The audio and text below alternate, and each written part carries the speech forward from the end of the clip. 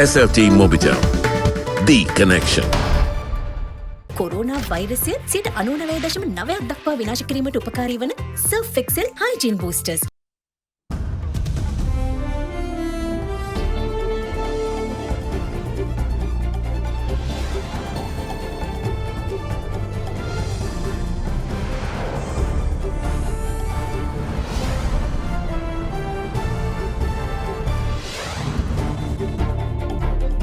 Tonight, an ever-changing situation.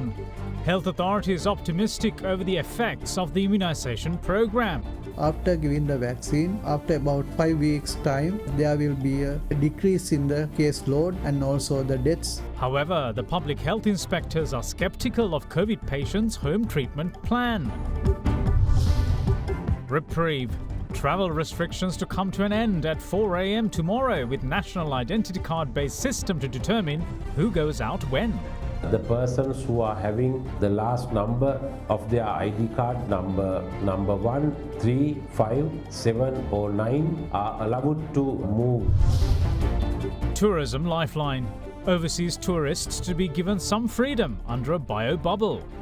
It is within the 14-day period where the biobubble operates. After 14 days, they are free to move into the community. This Sunday, the 16th of May, 2021. Alcohol අඩංගු hand sanitizer භාවිත කරන්න. ලෙඩ රෝග ඇති කරන විෂ බීජවලට එරෙහිව සටන් කරන්න. හඳුන්වා දීමේ මිල රුපියල් 350යි. From AdaDerana, this is AdaDerana First at 9. Live from Studio 24 in Colombo. Good evening and welcome to First at 9. I'm Dhammike Kanaka. Now let's start off by taking a look at the pandemic situation. Health authorities today expressed hope that the national vaccination program currently worked on in the Western Province will result in a reduction in COVID-19 infections and deaths. Chief Epidemiologist Dr. Sudat Samaravira told media that this is expected to take effect 5 weeks after immunization. He also confirmed that 12% of the target population for immunization has been covered in the first round of vaccination. The figures released by the health authorities yesterday was all too familiar.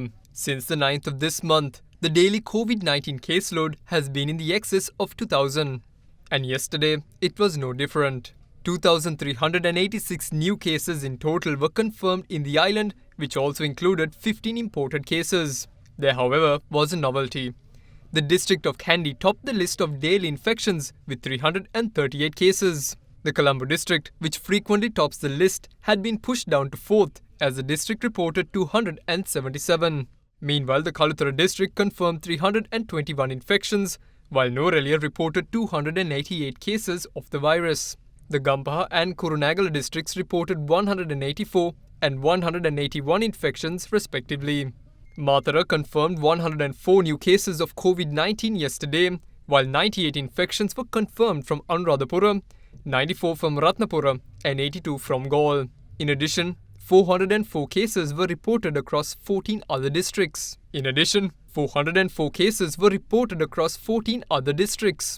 As for today, 2,212 new novel coronavirus infections have been confirmed so far. The Ministry of Health meanwhile released the latest map depicting the areas at high risk from COVID-19. You can log on to the official website of the Epidemiology Unit for a detailed look at the map.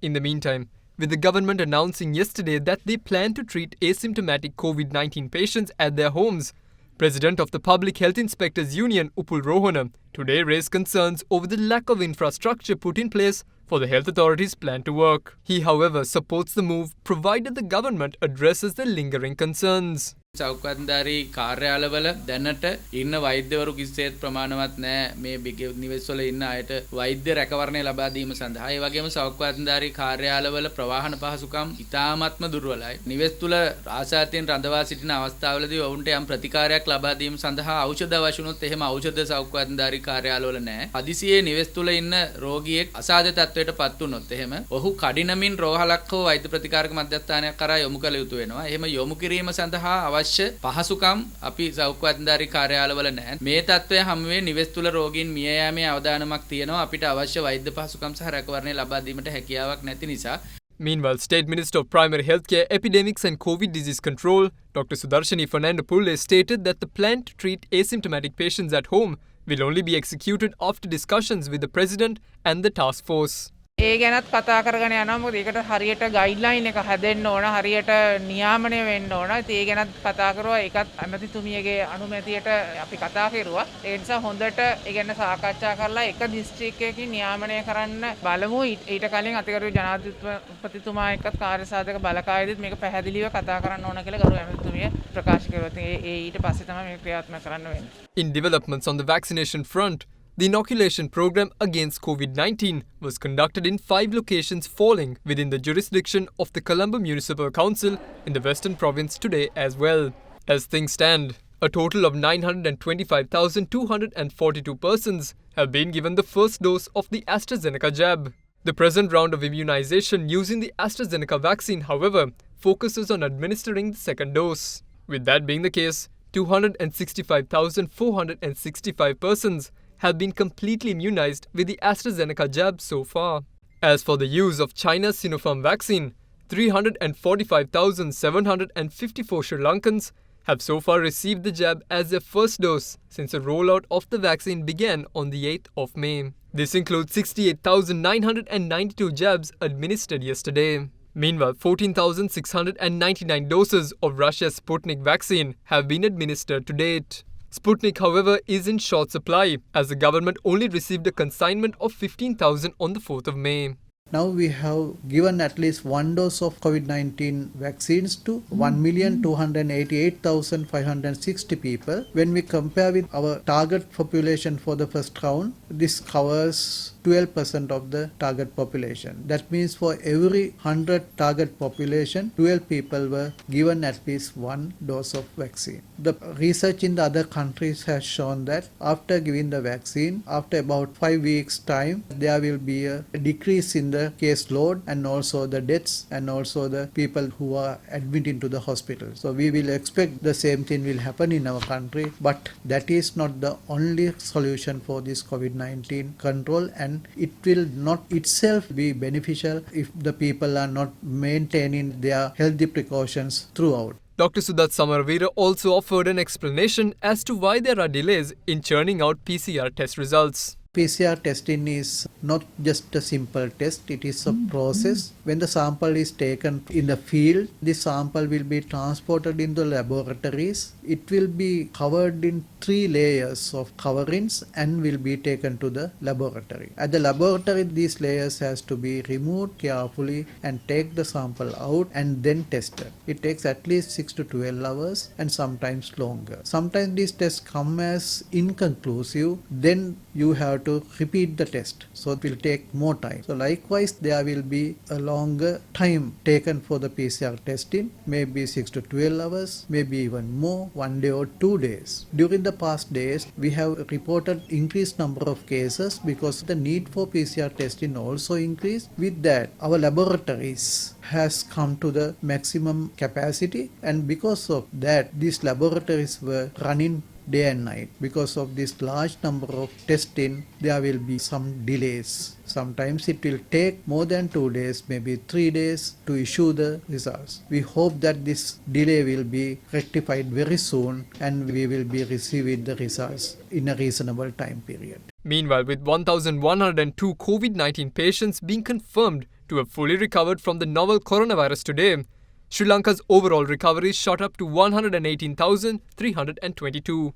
The country, however, still has 21,790 active cases. කාලගුණය කොහොමුණත් Rhino නං වාලට safe තමයි මුළු ගෙදරම. අවුරුදු cake එක තියාරා. කියලා හැදෙවෝ වගේ. Meanwhile, Sri Lankans will have the liberty of movement in less than 7 hours as the island-wide travel restriction, which was in place over the long weekend, is set to come to an end tomorrow at 4 a.m. But that too will be under certain conditions, since the last digit of the national identity card will determine who is allowed to venture out and when.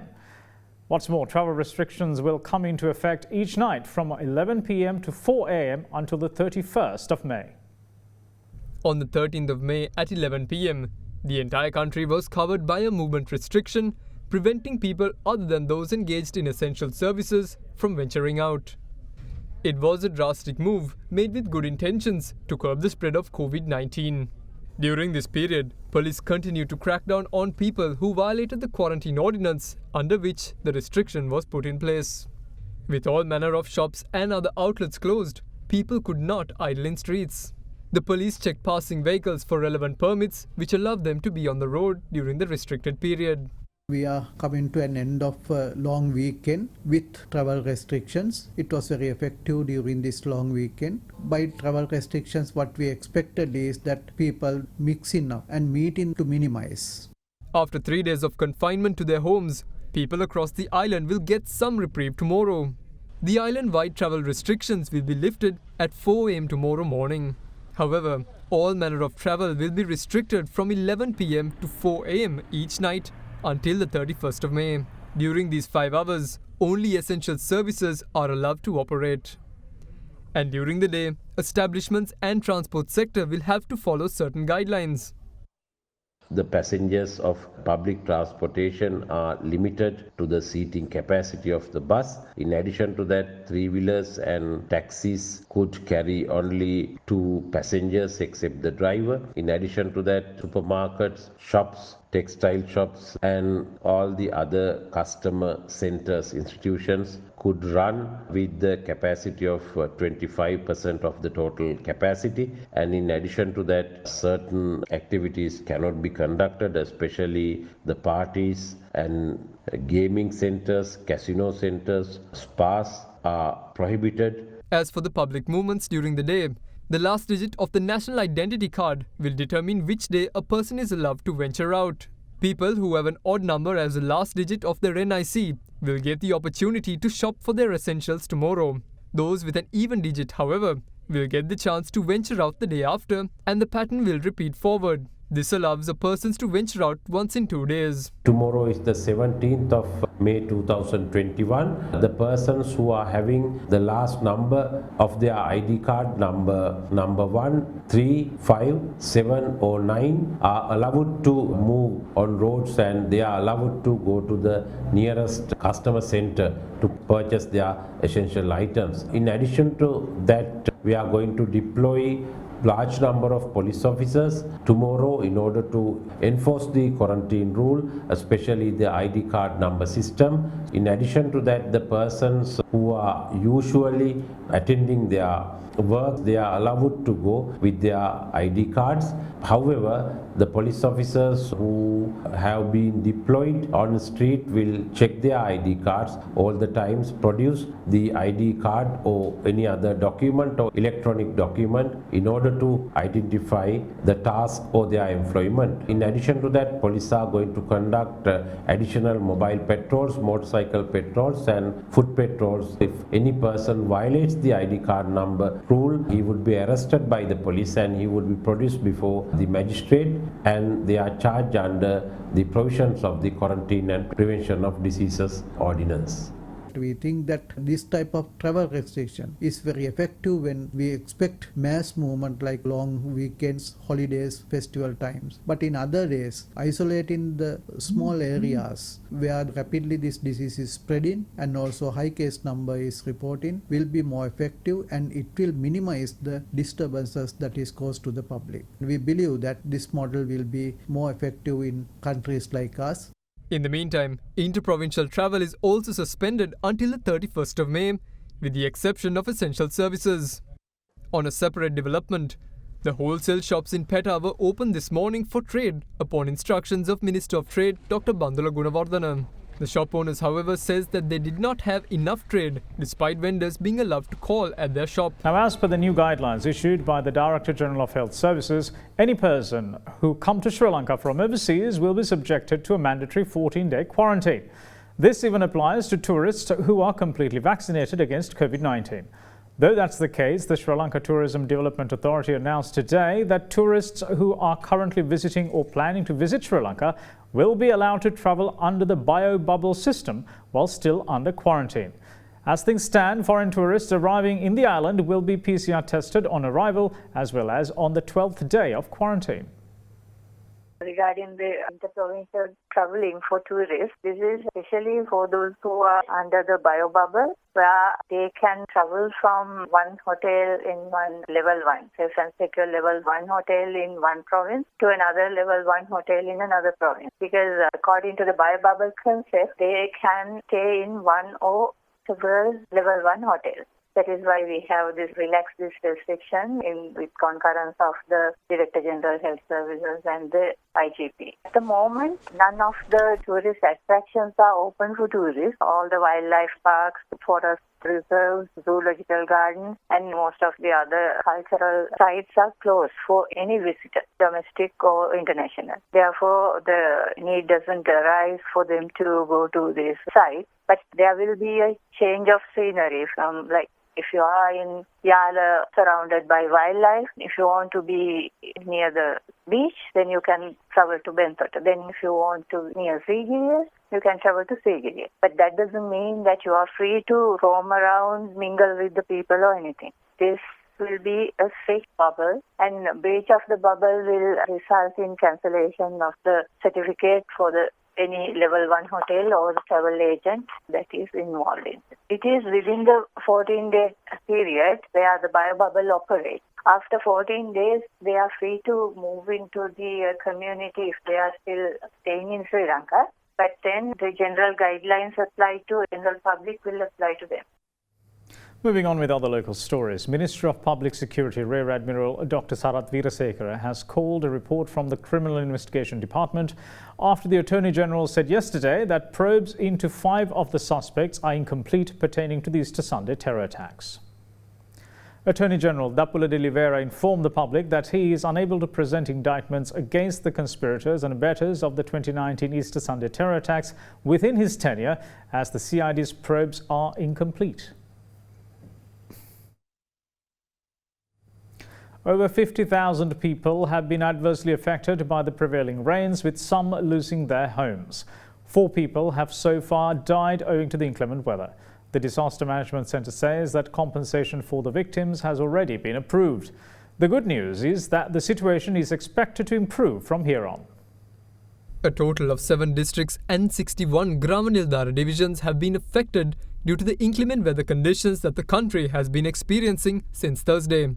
The weather forecast for the next 36 hours is several spells of light showers in the western, Sabaragamu, southern and northwestern provinces, with a few showers also expected in the northern province. That said, thunder showers could too still be expected in some areas in the central, Uva, eastern and north central provinces during evening or night. With that being the case, the Disaster Management Centre warned people that the water levels in the rivers Kalani, Kalu, Ging and Nilvala are still at a high level. As such, many roads were inundated today due to the overflowing of River Gin in the Baddegama area. The Department of Meteorology said that the highest rainfall in the last 24 hours was recorded in the area of Baddegama in Galle, with rainfall around 62 millimeters.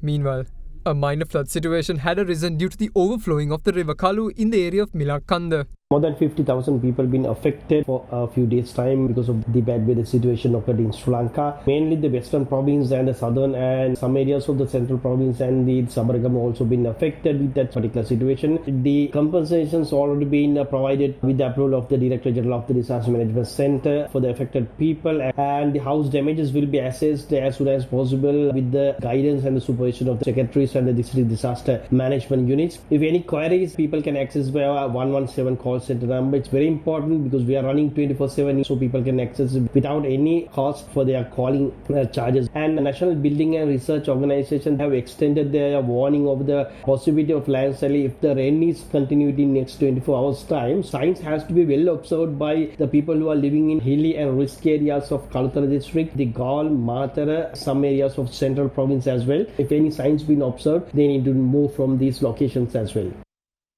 Social media platform WhatsApp users in Sri Lanka are warned to be on alert over a scam using the mobile application.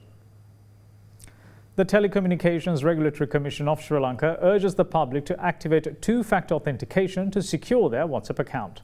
The TRCS cell sounded the alarm on Twitter, saying that if you receive a WhatsApp message noting you have been sent a 6-digit code by mistake, do not reply. If the message came from a known contact, ensure to inform that their account may be compromised.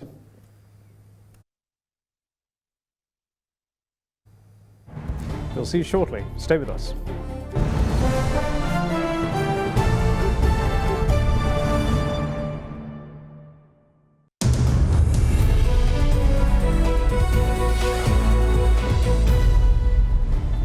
Welcome back. This is First at 9.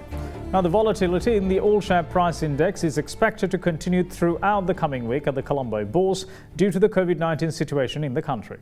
The SPI ended at 7,228.23 last Thursday after gaining 66.46 points, while the S&P SL 20 index rose to 2,869.52. Following a surge of 19.09 points. Now here's Dimantha Matthew with a brief report on what to expect at the Colombo Stock Exchange during the week ahead. Looking at the upcoming week, we feel that this volatility in the index is likely to continue. So though there is high levels of confidence, the COVID situation that is over the weekend and during next week will have an impact on the index direction. So depending on that, the direction can change, and we feel that there will be volatility in the index in the upcoming week as well. So 7,000 to 7,500 range is where the index is still likely to hover. However, with the results getting released, related counters are likely to perform. So we feel that buying interest is likely to specifically come into the banking sector, insurance sector, and obviously the export related companies, mainly because of the rupee depreciation that has taken place. So activity levels is likely to remain moderate. That is because of the investor sentiment and the COVID-19 situation. And that's it from all of us here at First at 9. Thanks for watching. Bye-bye.